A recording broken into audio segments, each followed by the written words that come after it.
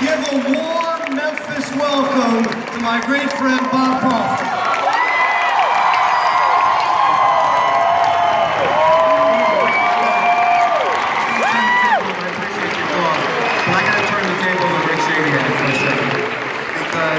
Rick and his wife Ann have been tremendous friends to my family, and I know that they're tremendous friends with all you guys, and I have seen them in the hospital with you guys, and day in, day out, you know, you're put on earth, and you just pray that you can be doing what your Creator intended you to do with your life, and Rick and Ann are doing that, and they are an inspiration to me and my family.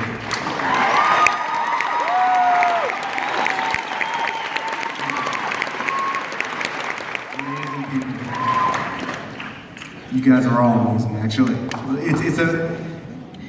I'm standing in the side listening to Rick talk and hearing you guys cheer and applaud, and it's a carnival. Like, it's amazing that, like, this is a carnival atmosphere, and it's just, the energy is amazing, and it's really, it's overwhelming.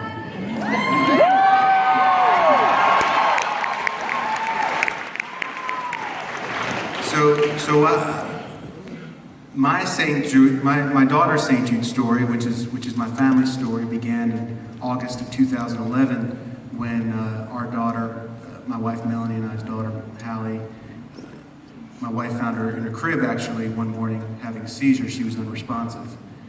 It turns out she was the pressure in her brain from a brain tumor has risen so high that she was having strokes and seizures, and she was literally dying. I was on a plane coming home from Germany at the time. My wife called 911. She was rushed to the hospital, had emergency surgery. They found a tumor in her mass in her brain. It was about the quarter of the size of her brain. It was enormous. She was 22 months old at the time. And these brain tumors, a lot of institutions around the country, they don't know them very well.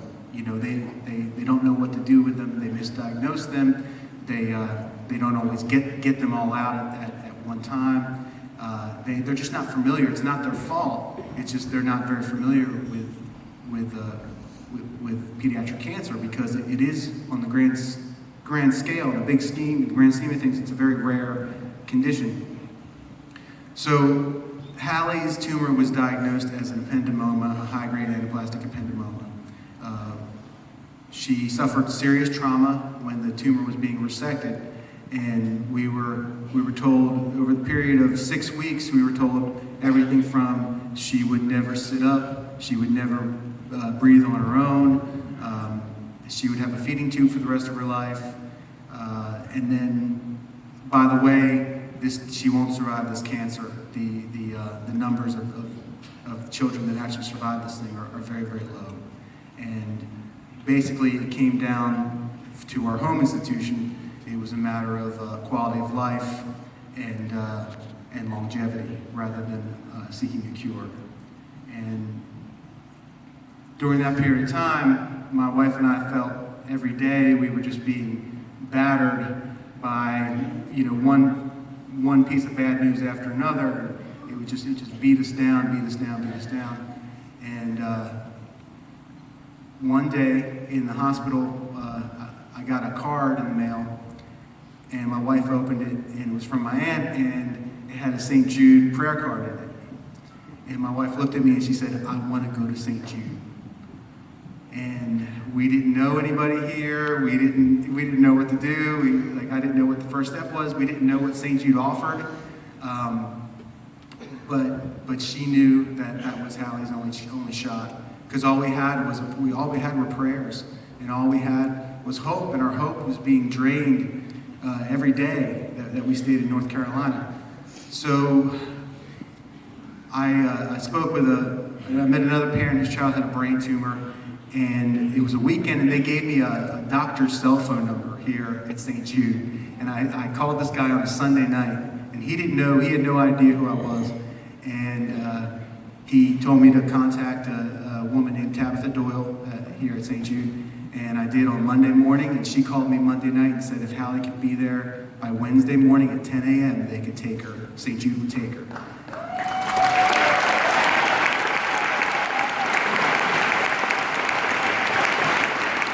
So, being in the music business, I called our business manager, and they reached out to a tour bus company, and they rented us a bus. Actually, the bus company donated the bus, and a driver, a really great guy named Neil Derringer, he donated his time. And he drove on a Tuesday afternoon, drove from Nashville to Charlotte, North Carolina, picked us up at the hospital we were at, and his stepson, whose name is Stetson, drove my van with all our, everything that we had in the world, and they drove us overnight in monsoon-like rains to St. Jude, and we pulled up at the front door of St. Jude in that driveway between the pavilion and the front door, and they dropped us off at 10 a.m. on Wednesday morning, just like we had to be there. And so we walked in, and it was like, I talk about a carnival atmosphere here. We walk into this hospital. This is the first time we have our little, broken, fragile daughter under our own care since August 28th. It's October 20th. So we walk into the hospital, and we're in the front lobby, and it's like a carnival going on. Literally, there were clowns. There were clowns juggling in the front lobby of St. Jude. And all these people, it was packed. It was just noisy and chaotic and packed. And you guys remember Miss Penny? And Miss Penny was like, "Hey, boys and girls, we're gonna have a good time today." And we're like, "What is going on here?" So and I swear I've never seen the registration lobby quite like this ever since it's been 4 years now. And I never saw it that busy ever again and that chaotic. It was just so strange. And you walk in for the first time, and it's all so colorful, and it's not like a hospital. You don't feel like you're at a hospital. And we look around, there's all these kids, and they have cancer, they don't have hair, they're very small, they all look like wilted flowers, but they're so beautiful and smiling and radiating light at the same time. And we made our way through registration, and we were sitting in the waiting area, and we just didn't know what to think of it all. And my wife and I looked at each other, and we were like, we have to get out of here. This was a mistake. We don't know why we're here. We don't know how to take care of her. We don't know, what are we doing? We don't know anybody here. We've got, we need to get back to North Carolina. At least we know people there. We can just go to UNC. They'll figure something out. We'll just, whatever. And right at that moment, and I mean right at that moment, a nurse from St. Jude, who turned out to be a friend of a friend of a friend of a friend, found us in the waiting room, and she said, and she's like, "Are you the Crawfords?" And we looked so pitiful, we had to be the Crawfords. Just go in there and look for the most pitiful people you could find, and that was us. And we're like, "Yes." And she's like, "Hey, I'm so-and-so, I'm a friend of a friend, and they told me you'd be here." And we were like, yeah, we're here. We gotta get out of here. And she was like, no, you need to stay. She's like, "Just stay. Trust me, just stay."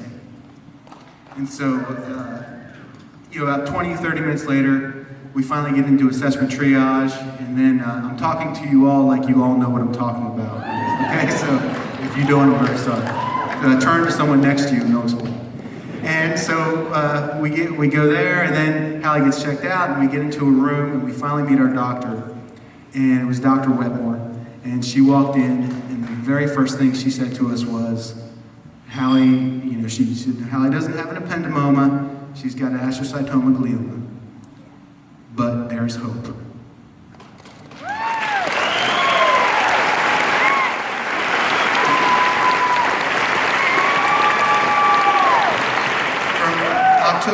From August 28th to October 20th, we had not had a doctor talk to us like that. We didn't have anybody in any institution say, "There's hope." No one gave us that. They didn't give us that.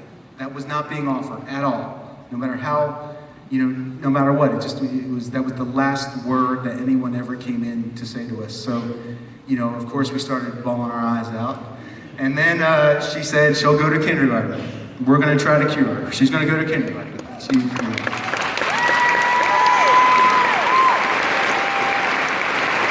So there wasn't a day from that day until today that the journey has ever been easy. It doesn't mean it's never been easy. It's always been hard.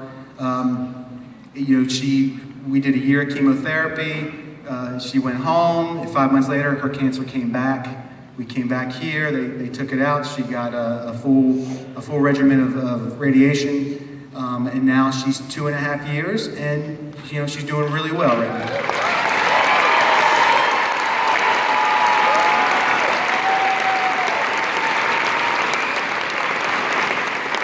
We live, like all of us, we all live one day at a time. That's all we get. That's all we can do is one day at a time. But she's in kindergarten, so. She's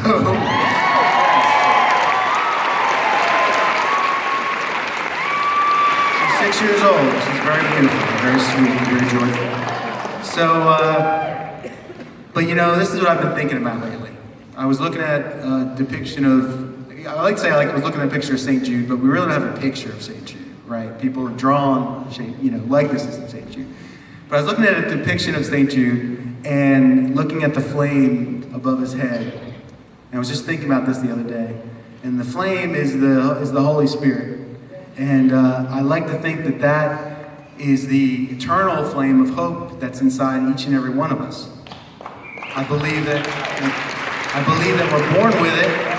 And I feel like there are large swaths of times and days where you're just stressed out and you're busy with the kids and you're running here and there and life won't stop and there's bad news here and the news of the world is just terrible and we feel cold inside and that flame is dim and it's not gone, but it's dim and it's flickering. But when we come back for Hallie's checkups, we're really stressed out. We're stressed out because we don't know when we're going to leave. We're here for 3 days, but you never know if that's going to be the case.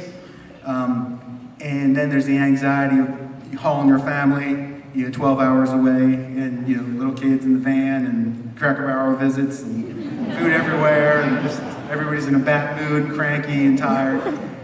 But as soon as we walk through that front door of St. Jude, there's a feeling of safety and security and peace and hope and calm.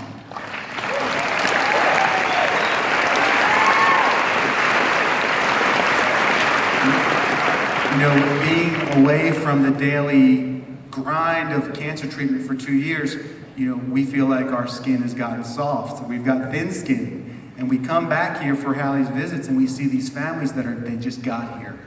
And they're battle-hardened. And they're in the trenches.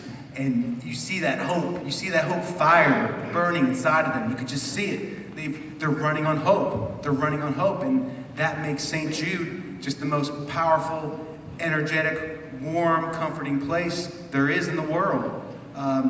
And I just, tonight we're going to have a great time. And let's walk out of here tonight and let's let our eternal flames burn bright. And let's take it out into the world. We need it. You guys have done amazing work running today. You guys have all done your work today. You've raised the money and you've ran, so now we're going to do our job.